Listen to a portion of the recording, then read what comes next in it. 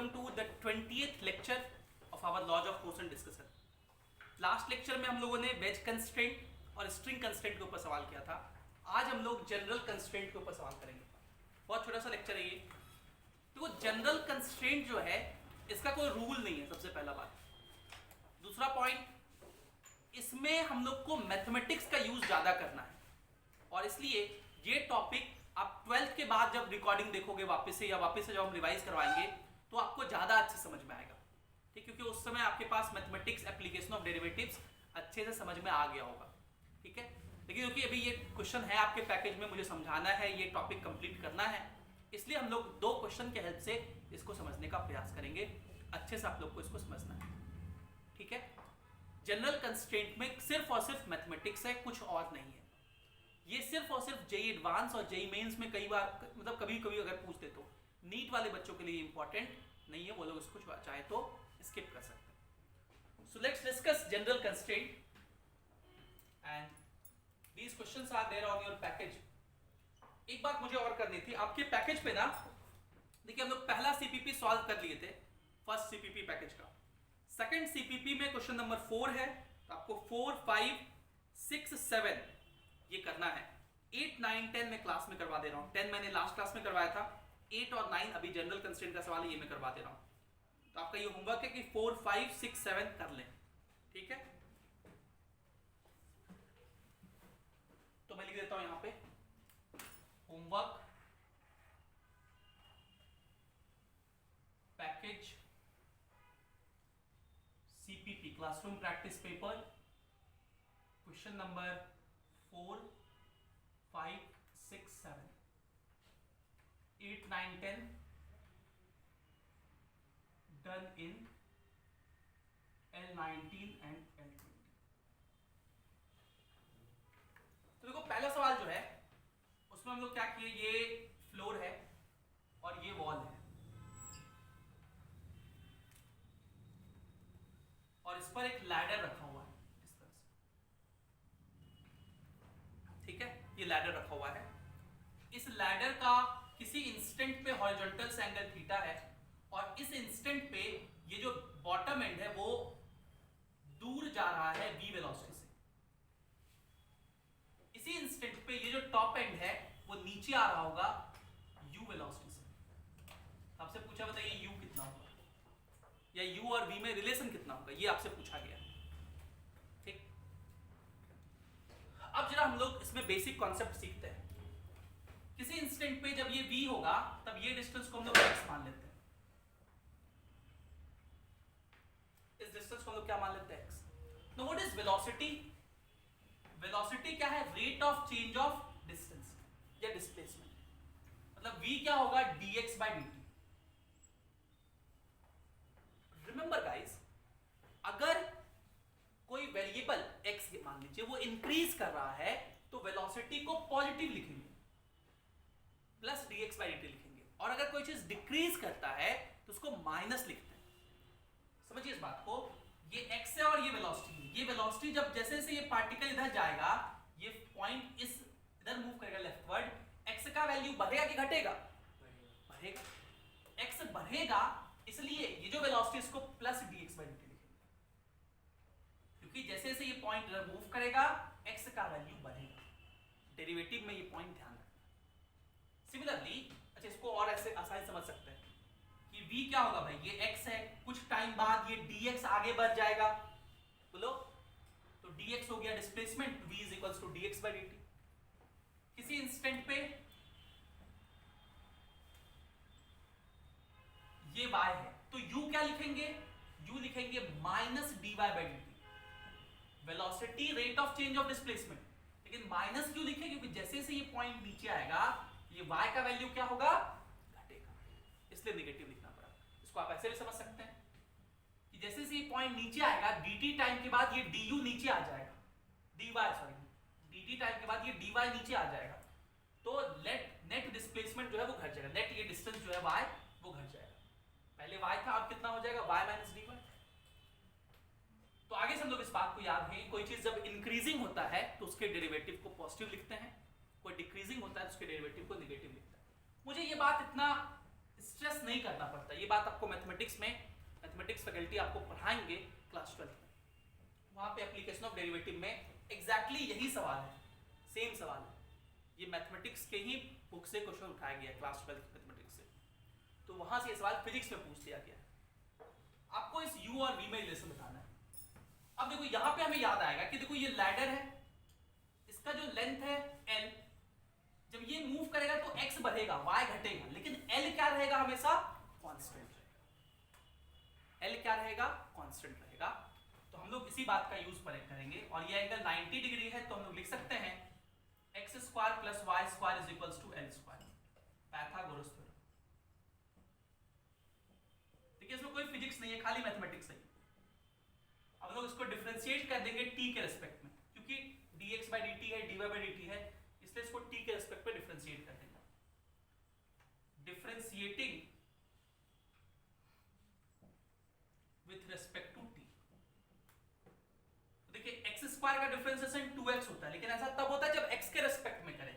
यहाँ पे t के रेस्पेक्ट में कर रहे हैं, इसलिए एक टर्म और लिखना पड़ेगा dx by dt, plus y square का differentiation 2y into dy by dt, और l स्क्वायर कांस्टेंट है, उसका डिफरेंशिएशन 0। आगे लिखिए ये 2x dx by dt is equals to minus 2y dy by dt लिखिए, ये 2 कटा, लिखेंगे x dx by dt is equals to minus y into dy by dt। और देखो dx by dt को क्या लिखोगे, v, इस x को इधर भेज दीजिए, तो minus y by x into dy by dt। देखिए माइनस dy by dt को हम लोग u लिखेंगे, और y by x को क्या लिखेंगे, देखिए y by x किस इंस्टेंट पे, tan थीटा, तो u tan थीटा। ये वेलोसिटी और u के बीच इस इंस्टेंट पे रिलेशन होगा। अब ये इंटायरली बातें जो थी ये मैथमेटिक्स से रिलेटेड है, इसमें कोई भी चीज फिजिक्स नहीं है, ठीक। इसी को हम लोग जनरल कंस्ट्रेंट कहते हैं। एक और क्वेश्चन हम लोग समझेंगे, पहले इसको लिखिए। चलिए हम लोग अगला सवाल करते हैं। ये सवाल भी आईआईटी में आया हुआ है जनरल कंस्ट्रेंट के ऊपर, और इस सवाल में ही मुझे कुछ बातें बतानी है। इस सवाल में ये एक फ्लोर है,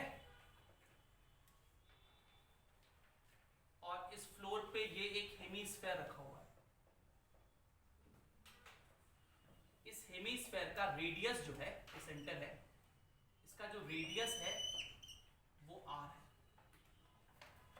ये हेमीस्फेयर मूव कर सकता है, ठीक है, हेमीस्फेयर मूव कर सकता है, कटोरा टाइप रखा हुआ है, और इसके ऊपर एक देखो रॉड रखा हुआ है इस तरह से,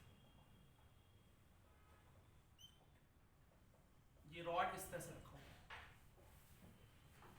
ठीक है।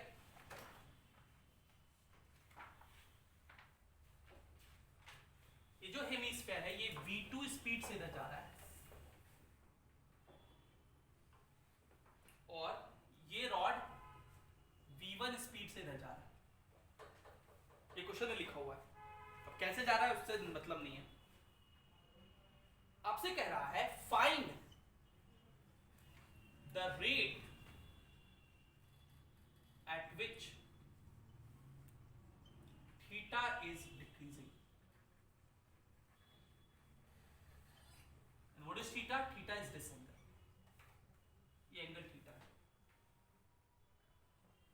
and कब, when theta is equals to 45 degree. इस मोमेंट पे आपको बताना है, और आपको दिया हुआ है कि रेडियस आप √2 मीटर ले लीजिए, v1 प्लस v2 का वैल्यू 4 मीटर पर सेकंड ले लीजिए, ये दिया हुआ है।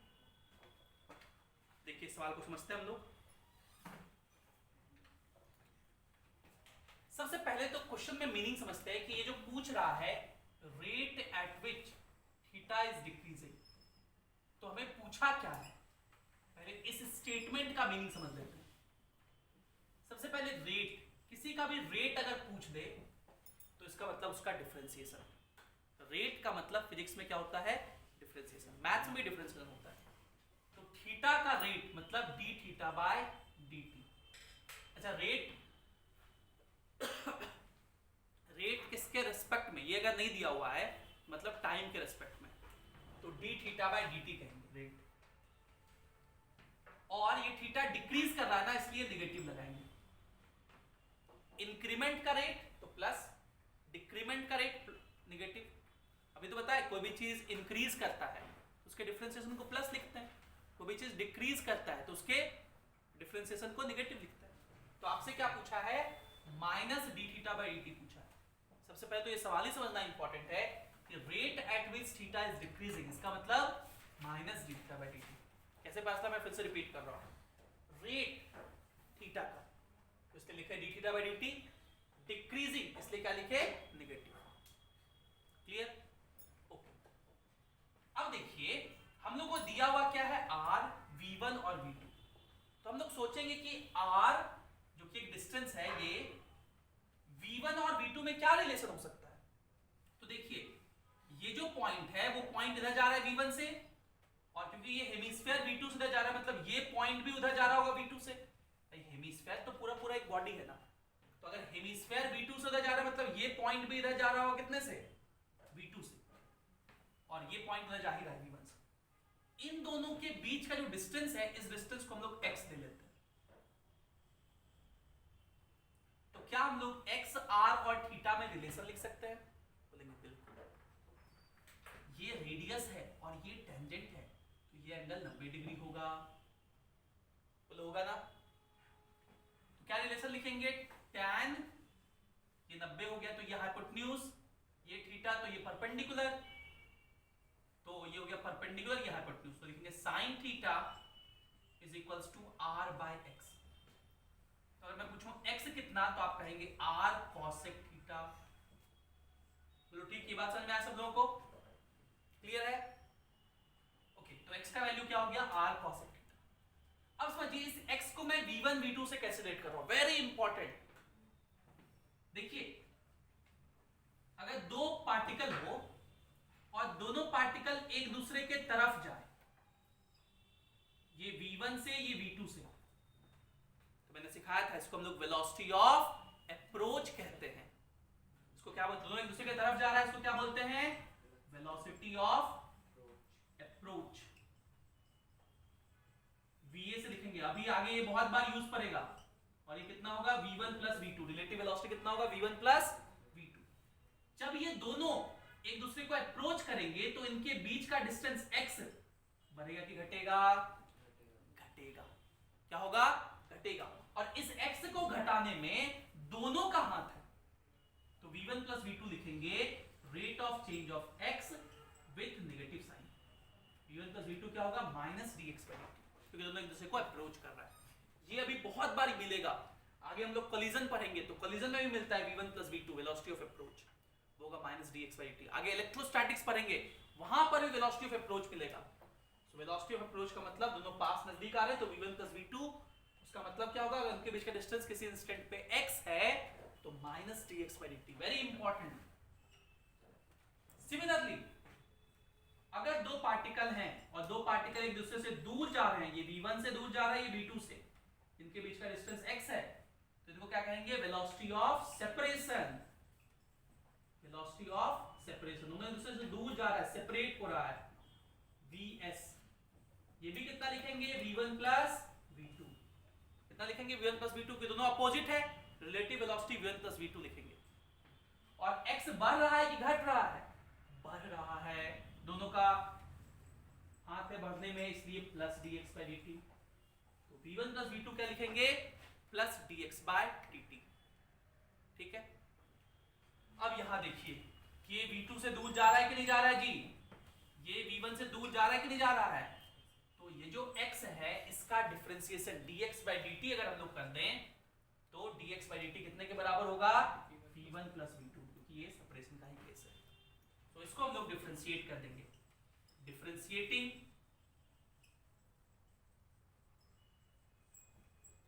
With respect to t। तो x का डिफरेंशिएशन क्या लिखेंगे, dx बाई dt। r तो कांस्टेंट है, cosec थीटा का डिफरेंशिएशन याद है, cosec थीटा का डिफरेंशिएशन होता है minus cosec theta into cot theta into d theta by dt। Cosec theta का होता है minus cosec theta into cot theta, और क्योंकि थीटा का टी के एस्पेक्ट में कर रहे हैं इसलिए डी थीटा बाई डी लिखना पड़ेगा।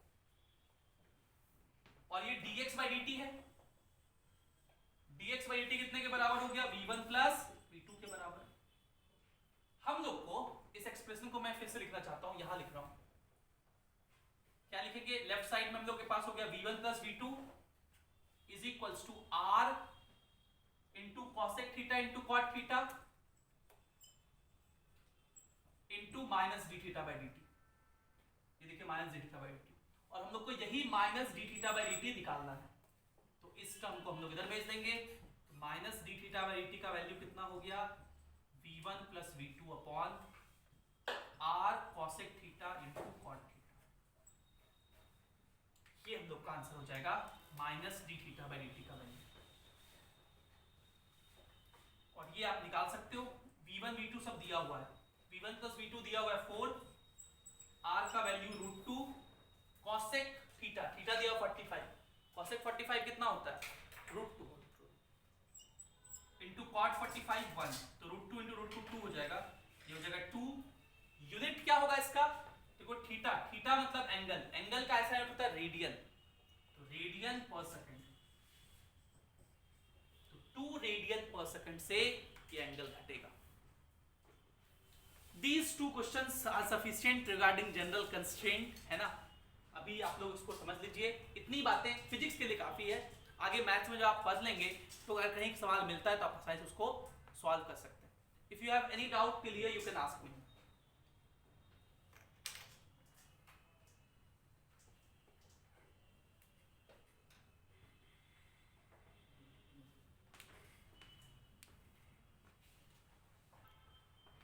Now let's discuss the fourth force,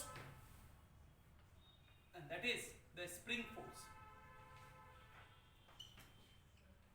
What are we discussing? Laws of motion. We are discussing the important forces in mechanics, and we discussed the 3 important forces: mg, normal, tension. And now we are discussing the fourth force. तो अगर मैं आप पूछूं कि दुनिया में कितने force होते हैं, क्या कहोगे, 4, एक तो mg, एक तो नॉर्मल, एक तो टेंशन, एक तो spring force, and the last one will be friction. वो हम लोग आगे पढ़ेंगे। एक और फोर्स होता है, उसको फोर्स नहीं, उसको टेक्निक कहते हैं, स्यूडो फोर्स टेक्निक, वो आगे पढ़ेंगे हम लोग। अभी स्प्रिंग फोर्स पे चर्चा करते हैं। सी स्प्रिंग के बारे में आज हम लोग इंट्रोडक्शन जान लें। If this is a spring, अगर ये एक स्प्रिंग है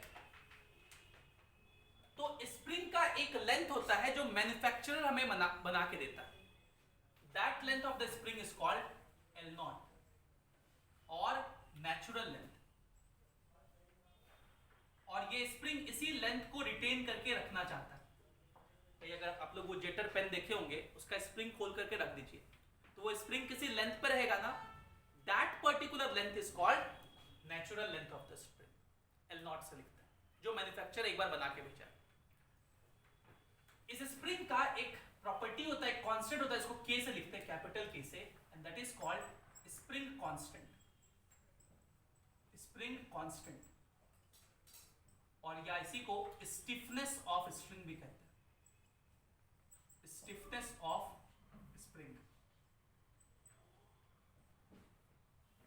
एंड अभी के लिए आप याद रखिए कि ये जो स्प्रिंग कांस्टेंट है ये नेचुरल लेंथ के इनवर्सली प्रोपोर्शनल होता है। The spring constant is inversely proportional to natural length.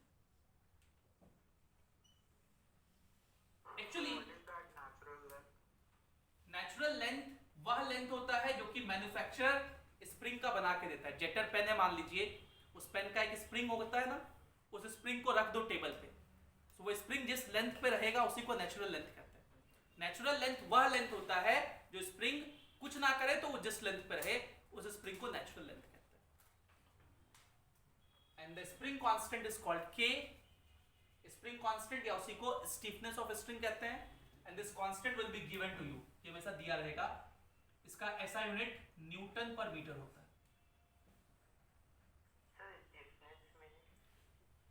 मतलब अगर ज्यादा स्टिफ है तो उसको खींचना मुश्किल होता है, थोड़ा सा ज्यादा फोर्स लगाना पड़ेगा खींचने के लिए। स्टिफ बॉडी बोलते हैं ना, स्टिफ हो गया है, बॉडी स्टिफ हो गया है मतलब उसको खींचने के लिए ज्यादा फोर्स लगाना पड़ेगा। कम स्टिफनेस है तो आसानी से खींच सकते हैं। वो जो व्हीकल वगैरह में रहता है। हाँ, सब जगह रहता है, स्प्रिंग डैम्पर्स वगैरह में यूज होता है। Okay, so this spring constant is inversely proportional to natural length of the spring. Actually ये जो स्प्रिंग कांस्टेंट इसका फॉर्मूला होता है ये A gamma by L naught. What is A? A is cross sectional area. A is cross sectional area of spring. अगर मैं इस spring को पूरा खींच दूं तो ये जो एरिया दिखेगा ना, ये एरिया छोटा सा पतला सा, देखिए आप इमेजिन कीजिए अगर पूरा खींच देंगे तो ये रॉड जैसा दिखेगा। तो ये जो एरिया है ये वाला, इसको हम लोग cross sectional area of spring कहेंगे। और ये जो गामा है ये मटेरियल का प्रॉपर्टी होता है, इसको यंग्स मॉडुलस कहते हैं, Young's modulus of spring. Don't worry, I will discuss this in elasticity also, वहां का ये टॉपिक है। अभी बस फॉर्मूला याद रख लो कि स्प्रिंग कांस्टेंट होता है A gamma by L naught. What is A? Cross sectional area. What is gamma? Young's modulus. And what is L naught? Natural length. इस फॉर्मूले का अभी यूज नहीं पड़ेगा। मैंने ये इसलिए लिखा क्योंकि आप देख सकते हो कि ये जो स्प्रिंग कांस्टेंट है ये नेचुरल लेंथ के इनवर्सली प्रोपोर्शनल है। तो आपको बस ये बात याद रखना है कि अगर नेचुरल लेंथ घट जाए तो स्प्रिंग कांस्टेंट बढ़ जाएगा, अगर नेचुरल लेंथ आधा हो जाए तो स्प्रिंग कांस्टेंट डबल हो जाएगा। So they can ask you a question कि अगर ये स्प्रिंग है, ये एक स्प्रिंग है, इस स्प्रिंग को मैंने बीच से काट दिया तो दो स्प्रिंग बन जाएंगे। तो अगर पहले वाले स्प्रिंग का कांस्टेंट K था तो बताओ अब जो नया वाला स्प्रिंग होगा उसका स्प्रिंग कांस्टेंट कितना कितना होगा? 2K2। क्योंकि देखो पहले वाले स्प्रिंग का नेचुरल लेंथ L नॉट था, पूरा लेंथ L नॉट था, अब कट किए तो कितना हो गया? L naught by 2। तो नेचुरल लेंथ घट गया तो स्प्रिंग कांस्टेंट बढ़ जाएगा, हाफ हो गया नेचुरल लेंथ, इसलिए स्प्रिंग कांस्टेंट दोगुना हो जाएगा। सेम इसके लिए, दिस इज द रूल। आप इसको ऐसे भी कह सकते हैं कि K इंटू L नॉट का प्रोडक्ट हमेशा कांस्टेंट रहता है, K इंटू L नॉट का प्रोडक्ट हमेशा कांस्टेंट रहता है। जैसे अगर हम ऐसे पूछते हैं कि देखिए ये एक स्प्रिंग है और इस स्प्रिंग को मैंने कट किया है 2:3 रेशियो में। किस रेशियो में कट किया है? 2:3 रेशियो में। तो अब जो दो पार्ट बनेगा, अब बताओ उसका स्प्रिंग कांस्टेंट कितना कितना होगा अगर पहले वाले का K है तो आप क्या करो, आप इस वाले स्प्रिंग कांस्टेंट का लेंथ मान लो 5L नॉट, L नॉट की जगह आप क्या मान लो? 5L not. कोई दिक्कत नहीं, 5 क्यों मानेंगे? क्योंकि 2 + 3 5 होता है। तो 2:3 का मतलब ये 2L नॉट हो गया और ये 3L नॉट हो गया। अब देखो मैंने आपको क्या होता है कि K into L not constant होता है, तो पहले क्या था? K इंटू 5L नॉट था, K इंटू 5L नॉट था, तो यहां भी K इंटू 5L नॉट होना चाहिए। तो ये 2L नॉट तो मेरे पास है, आप K लिख दो तो ये हो गया 2KL नॉट। मुझे क्या चाहिए? K into 5L not. तो 5 चाहने के लिए मुझे 5 से मल्टीप्लाई करना पड़ेगा और 2 से डिवाइड करना पड़ेगा। देखो तो दोनों को मल्टीप्लाई करो, 2 कट जाएगा, 5KL नॉट। रूल क्या है? स्प्रिंग कांस्टेंट इनटू लेंथ का प्रोडक्ट कांस्टेंट रहना चाहिए। तो पहले कितना था? K into 5L not. अभी कितना है? तो लेंथ है 2L नॉट, तो उसके लिए स्प्रिंग कांस्टेंट क्या होना चाहिए? तो 2 था इसलिए 2 से डिवाइड कर दिए, 5 लिख दिए क्योंकि 5 था 5K। तो दोनों को मल्टीप्लाई करेंगे, 2 कट जाएगा, 5KL नॉट। इसके लिए देखो क्या लिखोगे? 5 लाना है तो 5K/3। आई होप ये क्लियर होगा, नहीं क्लियर हुआ तो फिर से समझो। ये एक स्प्रिंग है, इस स्प्रिंग को मान लो हम लोग बांट दिए 3:4 रेशियो में। इस स्प्रिंग का स्प्रिंग कांस्टेंट K है, तो जो दो पार्ट बनेंगे उसका स्प्रिंग कांस्टेंट कितना कितना होगा? तो देखो इसका लेंथ आप मान लो कितना? 7L नॉट, ओरिजिनल लेंथ मान लो 7L नॉट, तो ये हो जाएगा 3L नॉट, ये हो जाएगा 4L नॉट। अब ये कितना लिखोगे? देखो प्रोडक्ट कितना है? K इंटू 7L नॉट, तो यहां मुझे चाहिएगा K इंटू 7 चाहिए, तो 7K/3, तब ना 3 कट जाएगा और यहां पे क्या हो जाएगा? 7/4 into K। This will be the spring constant of the two part. अगर दो या दो से ज्यादा स्प्रिंग हो तो उनको आप कनेक्ट कर सकते हैं।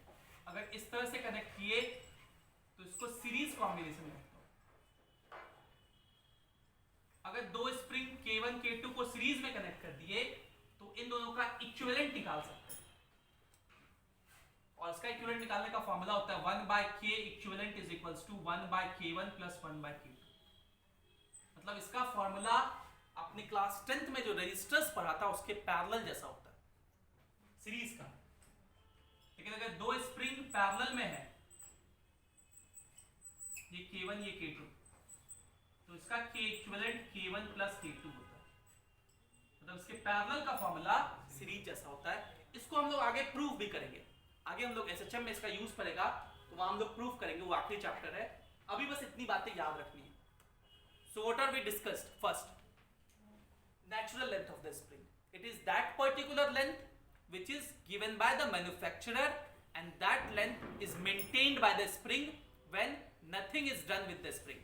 जब स्प्रिंग के साथ आपने कुछ छेड़खानी नहीं की है, उसको दबाया नहीं है, उसको खींचा नहीं है, तो स्प्रिंग नेचुरली जिस लेंथ पे रहता है, that particular length is called natural length. Point number 2, the spring has a constant called spring constant. It is also called stiffness of the spring, and the SI unit is Newton per meter. Clear? This spring constant is inversely proportional to the natural length. That means if natural length will decrease, the spring constant will increase. अगर natural length half हो जाएगा तो spring constant दुगुना हो जाएगा। अगर natural length 1/3 हो जाएगा तो spring constant तिगुना हो जाएगा।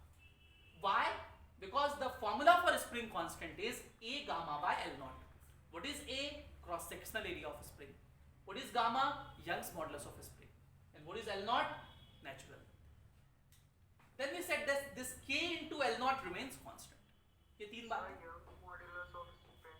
This is a property of material. Young's modulus is the property. ठीक है, अगर स्टील का बना हुआ है ना, उसका 200 गुना 10 का पावर 9 पास्कल होता है ना, 200 गुना 10 का power 9 pascal. Just remember there is a constant, वो मटेरियल की प्रॉपर्टी होती है अलग अलग मटेरियल का। यंग्स मॉडुलस मैकेनिकल इंजीनियरिंग में हम लोग पढ़ते हैं, and a brief introduction has been given in your chapter called elasticity. तो वहां पे हम लोग पढ़ेंगे Young's modulus, bulk modulus, shear modulus. अभी बस याद रखिए यंग्स मॉडुलस इज बस बेसिकली प्रॉपर्टी होता है मटेरियल का, गिवन होता है, कांस्टेंट होता है। ठीक है, स्टील के लिए 200 GPa होता है, 200 गीगा पास्कल, मतलब 200 × 10⁹ पास्कल। पास्कल होता है उसका SI यूनिट, न्यूटन पर मीटर स्क्वायर। फिर हम लोग देखेंगे अगर कोई स्प्रिंग है, L नॉट उसका नेचुरल लेंथ है, दो पार्ट में डिवाइड कर दिया हाफ हाफ, तो स्प्रिंग कांस्टेंट 2K हो जाएगा। And so on. मैंने सिखाया आपको कि कैसे अगर रेशियो में रहा तो निकालेंगे। सीरीज पैरेलल का फॉर्मूला रजिस्टर के ऑपोजिट होता है, that we discussed, right? So I think this will be all from my side today, and thank you for being with us. Have a great day. अगली class में हम लोग यहीं से आगे मिलेंगे। Bye bye, take care.